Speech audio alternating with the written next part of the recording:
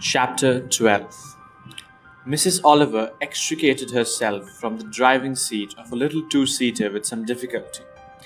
To begin with, the makers of modern motor cars assume that only a pair of sylph-like knees will ever be under the steering wheel. It is also the fashion to sit low. That being so, for a middle-aged woman of generous proportions, it requires a good deal of superhuman wriggling to get out from under the steering wheel. In the second place, the seat next to the driving seat was encumbered by several maps, a handbag, 3 novels, and a large bag of apples. Mrs. Oliver was partial to apples and had indeed been known to eat as many as 5 pounds straight off, which is composing the complicated plot of the death in the drain pipe. Coming to herself with a start and an indecent stomachache for an hour and 10 minutes after she was due at an important luncheon party given in an honor.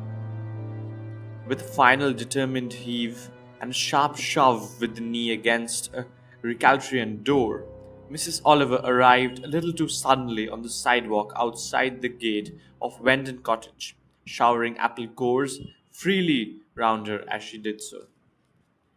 She gave a deep sigh, pushed back her country hat to an unfashionable angle, looked down with approval at the tweeds she had remembered to put on, frowned a little when she saw that she had absent-mindedly retained her London high-heeled patent leather shoes, and pushing open the gate of Wendon Cottage, she walked right up the flagged path to the front door. She rang the bell and executed a cheerful little rat-a-tat on the knocker, a quaint conceit in the form of a toad's head. As nothing happened, she repeated the performance. After a further pause of a minute and a half, Mrs. Oliver stepped briskly around the side of the house on a voyage of exploration. There was a small old-fashioned garden with the Michleum daisies and straggling chrysanthemums behind the cottage, and beyond it a field. Beyond the field was a river. For an October day, the sun was warm. 2 girls were just crossing the field in the direction of the cottage.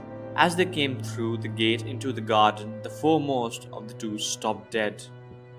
Mrs. Oliver came forward. "How do you do, Miss Meredith? You remember me, don't you?" "Oh, of course."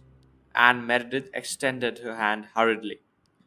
Her eyes looked wide and startled. Then she pulled herself together. "This is my friend who lives with me, Miss Dawes, Rhoda. This is Mrs. Oliver." The other girl was tall, dark, and vigorous looking. She said excitedly, "Oh, are you the Mrs. Oliver? Ariadne Oliver?" "I am," said Mrs. Oliver, and she added to Anne, "Now let us sit down somewhere, my dear, because I've got a lot to say to you." "Of course, we'll have tea. Tea can wait," said Mrs. Oliver. Anne led the way to a little group of deck and basket chairs, all rather dilapidated. Mrs. Oliver chose the strongest looking one with some care, having had various unfortunate experiences with flimsy summer furniture.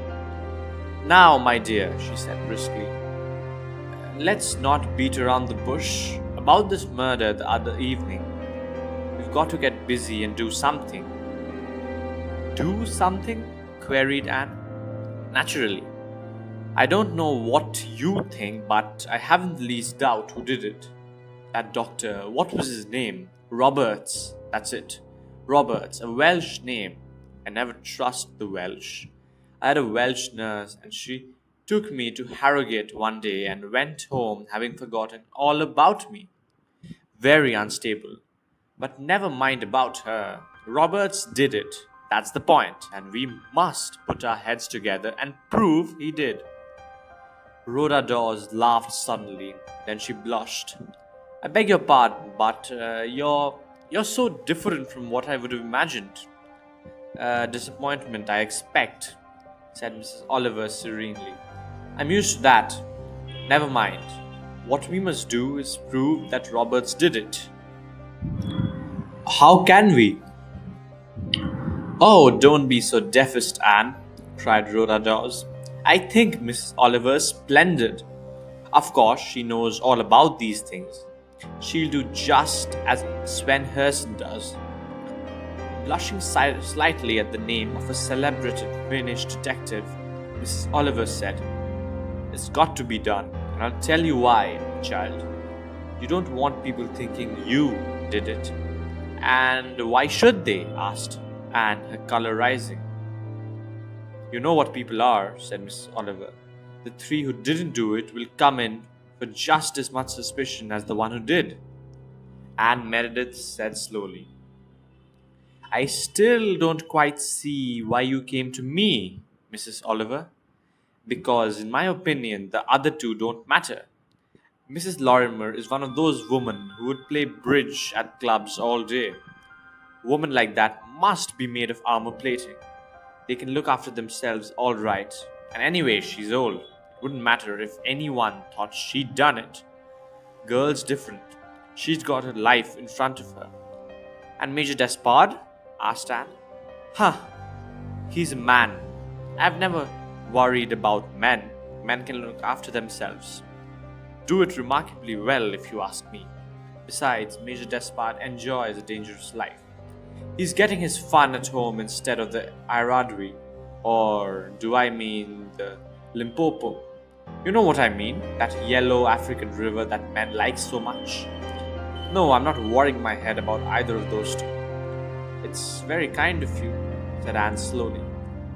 "It was a beastly thing to happen," said Rhoda. "It's broken Anne up, Miss Oliver. She's awfully sensitive, and I think you're right. It would be so much better to do something than just to sit here thinking about it all." "Of course it would. To tell you the truth, a real murderer has never come my way before. And to continue telling the truth, I don't believe real murder is very much in my line. I'm so used to loading the dice, if you understand what I mean. But I wasn't going to be out of it and let those three men have all the fun to themselves. I've always said that if a woman were the head of Scotland Yard—" "Yes?"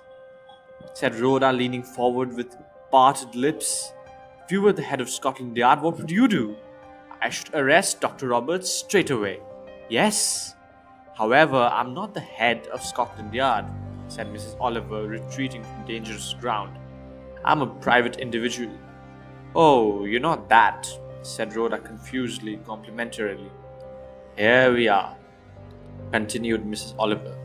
"Three private individuals, all women. Let's see what we can do by putting our heads together."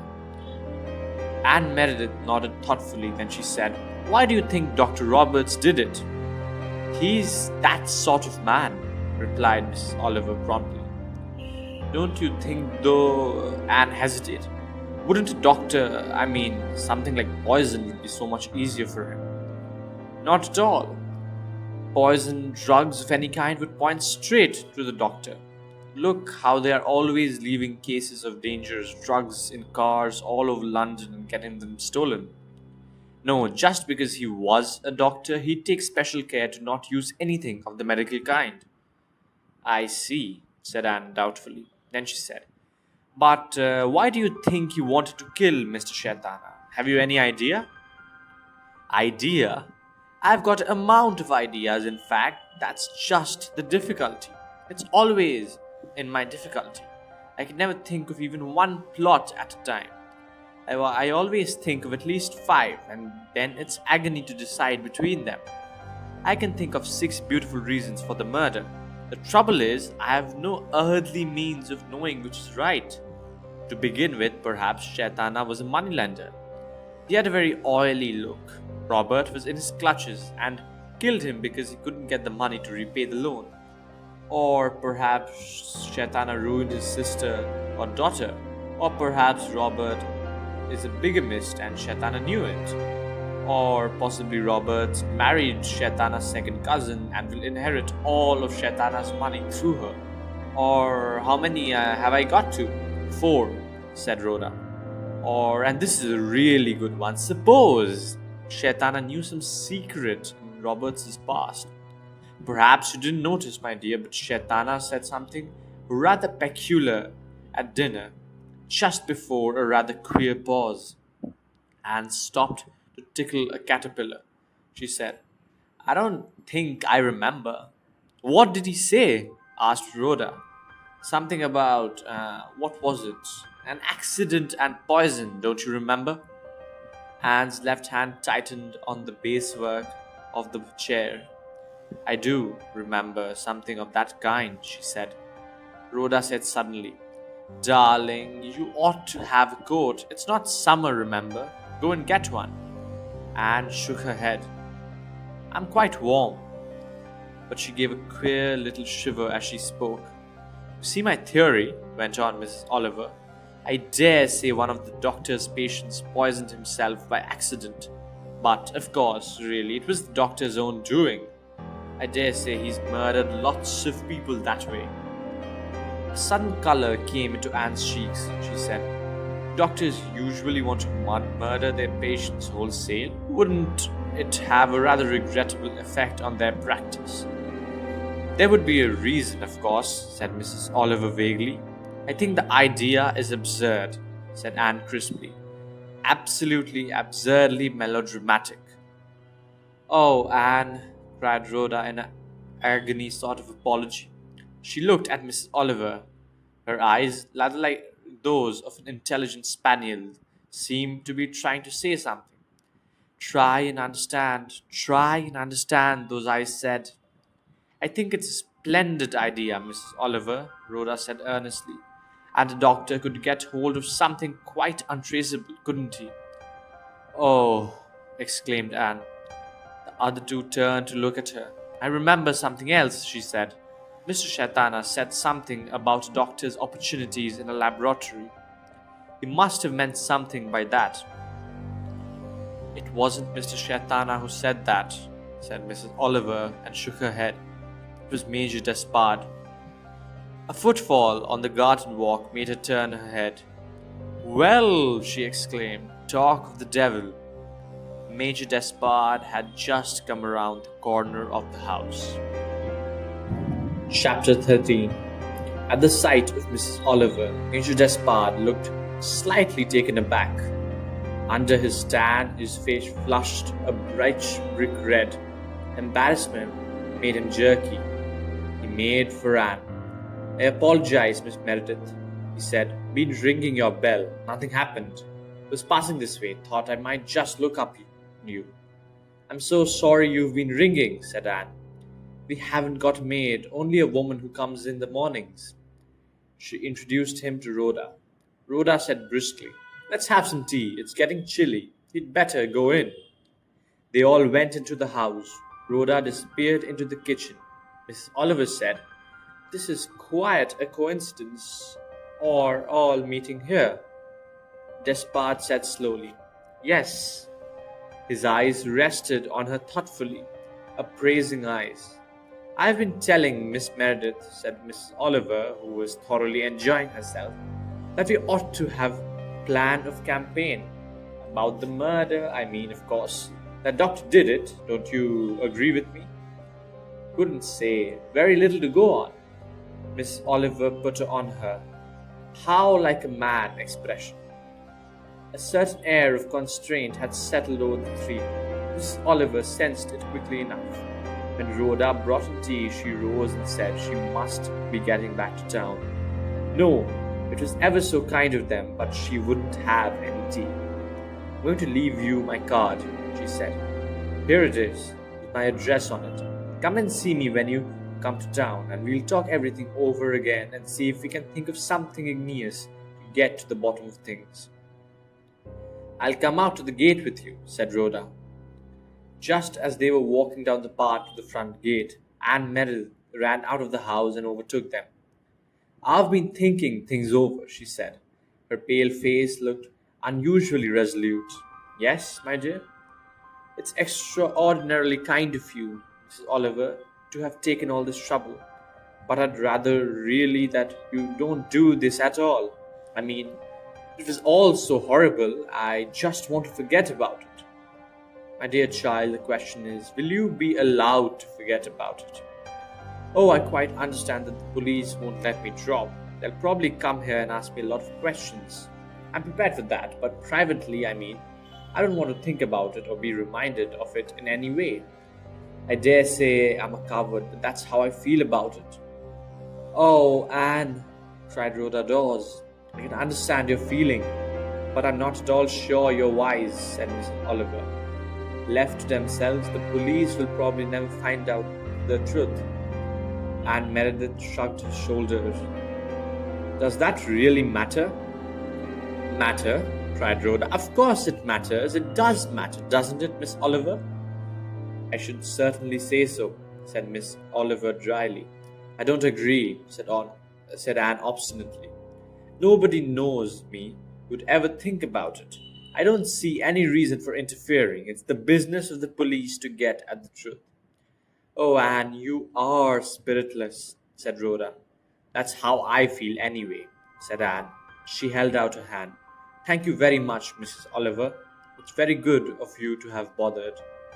Of course, if you feel that way, there's nothing more to be said, said Miss Oliver cheerfully. I, at any rate, shall not let the grass go under my feet. Goodbye, my dear. Look me up in London if you change your mind. She climbed the car and started off and drove off, waving a cheerful hand at the two girls. Rhoda suddenly made a dash after the car and leapt on the running boat. What you said about looking you up in London, she said breathlessly. Did you only mean Anne, or did you mean me too? Miss Oliver applied the brake. I mean both of you, of course. Oh, thank you. Don't stop. I might come one day. There's something. No, don't stop. I can jump off. She did so and, waving a hand, ran back to the gates, where Anne was standing. What on earth? Began Anne. Isn't she a duck? Said Rhoda enthusiastically. I do like her. She had on odd stockings, did you notice? I'm sure she's frightfully clever. She must be, to write all those books. What fun if she found out the truth when the police and everyone were baffled. Why did she come here? Rhoda's eyes opened wide. Darling, she told you. Anne made an impatient gesture. We must go in. I forgot. I've left him all alone. Major Despard? And he's frightfully good-looking, isn't he? I suppose he is. They walked up the path together. Major Despard was standing by the mantelpiece, teacup in hand. Cut short Anne's apologies for leaving him. Miss Meredith, I want to explain why I've butted in like this. Oh, but I said that I happened to be passing. That wasn't strictly true. I came here on purpose. How did you know my address? Asked Anne slowly. I got it from Superintendent Battle. He saw her shrink slightly at the name. He went on quickly. Battle's on his way here now. I happened to see him at Paddington. Got my car out and came down here. I knew I could beat the train easily. But why? Despard hesitated just for a minute. I may have been presumptuous, but I had the impression that you were perhaps what's called alone in the world. She's got me, said Rhoda. Despard shot a quick glance at her, rather liking the gallant, boyish figure that leant against the mantelpiece and was following his words so intensely. They were an attractive pair, these two. I'm sure she couldn't have had a more devoted friend than you, Miss Dawes, he said courteously, but it occurred to me that in a peculiar circumstance, the advice of someone with a good dash of worldly wisdom might not be amiss. Frankly, the situation is this. Miss Meredith is under suspicion for having committed murder. Same applies to me and to the other two people who were in the room last night. Such a situation is not agreeable, and it has its own peculiar difficulties and dangers which one as young and inexperienced as you are, Miss Meredith, might not recognize. In my opinion, you ought to put yourself in the hands of a thoroughly good solicitor. Perhaps you already have done so. And Meredith shook her hand. I never thought of it. Exactly as I suspected. Have you got a good man, a London man for choice? I've hardly ever needed a solicitor. There's Miss Bury, but he's about 102 and quite gaga. If you'll allow me to advise you, Miss Meredith, I recommend you're going for Mr. Myhern, my own solicitor. Jacobs, Peel and Jacobs is the actual name of the firm. They're first-class people and they know all the ropes. Anne had got paler. She sat down. Is it really necessary? She asked in a low voice. I should say emphatically so. There are all sorts of legal pitfalls. Are these people very expensive? That doesn't matter a bit, said Rhoda. That will be quite all right, Major Despard. I think everything you say is quite true, and ought to be protected. Their charges will, I think, be quite reasonable, he added seriously. I really do think it's a wise course, Miss Meredith. Very well, said Anne slowly. I'll do it if you think so. Good, said Rhoda warmly. I think it's awfully nice of you, Major Despard. Really frightfully nice. Anne said thank you. She hesitated and then said, Did you say Superintendent Battle was coming here? Yes, you mustn't be alarmed by that. It's inevitable. Oh, I know. As a matter of fact, I've been expecting him. Rhoda said impulsively, Poor darling, it's nearly killing her, this business. It's such a shame, so frightfully unfair. Despard said, I agree, it's a pretty beastly business dragging a young girl into an affair of this kind. If anyone wanted to stick a knife into Shetana, they ought to have chosen some other place or time.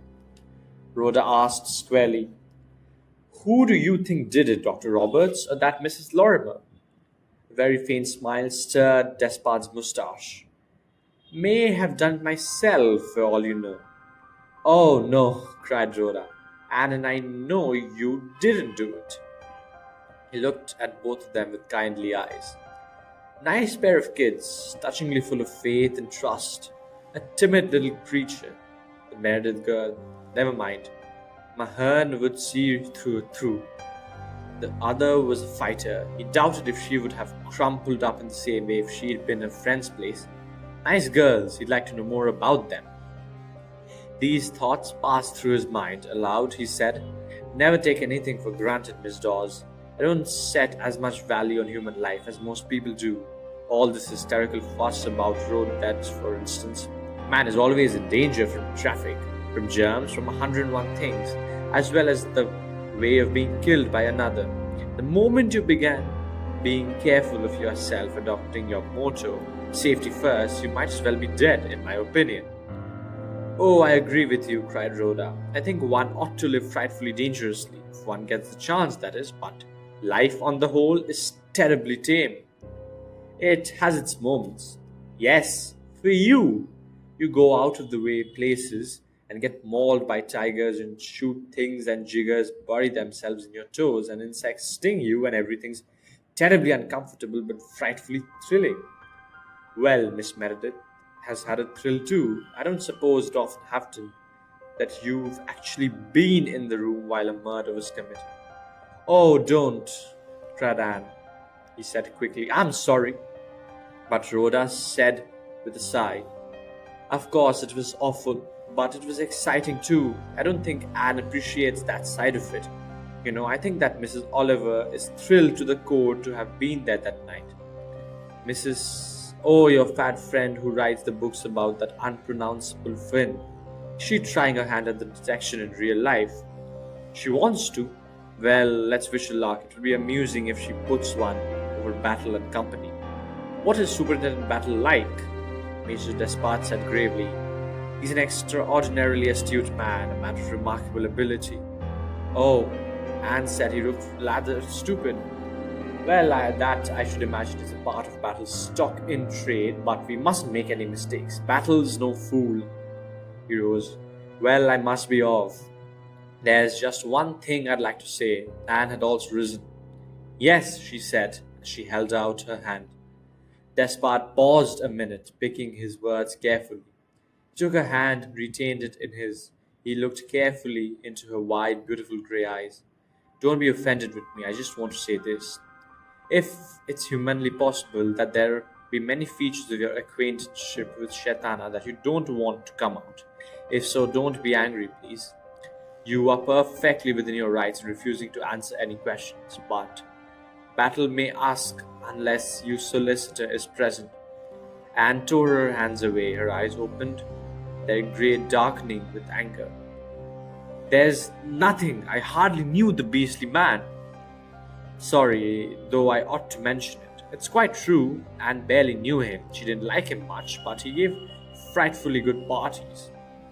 That seems to have been the only justification for Mr. Shaitana's existence. Anne said in a cold voice, Superintendent Battle can ask me anything he likes. I've got nothing to hide. Battle said very gently, Please forgive me. She looked at him, her anger dwindling. He smiled. It was a very sweet smile. It's all right, you meant it kindly, I know. He's frightfully attractive, Anne. He's nice, isn't he? A great deal more nice. I've got an absolute passion for him. Why wasn't I at that damn dinner instead of you? I'd have enjoyed the excitement, the net closing round me, the shadow of the scaffold. No, you wouldn't. You're talking nonsense, Rhoda. Anne's voice was sharp, then softened, and as she said, It was nice of him to come all this way for a stranger, a girl he's only met once. Oh, he fell for you, obviously. Men don't do purely disinterested kindness. He wouldn't have come toddling down if you'd been cross-eyed and covered with pimples. Don't you think so? I do not, my good idiot. Mrs. Oliver is a much more disinterested party. I don't like her, said Anne abruptly. I had a sort of feeling about her. I wonder what she really came for. The usual suspicions of your sex, I dare say. Major Despard had an axe to grind. It comes to that. I'm sure he hadn't, said Anne hotly. Then she blushed as Rhoda Dawes laughed. Hello everyone, this is Suryanshu. If you enjoyed this audiobook, do consider subscribing to the channel and dropping a like. It really helps. And do turn on the notification to get notified when I post new videos. So stay tuned for the next audiobook and goodbye until next time.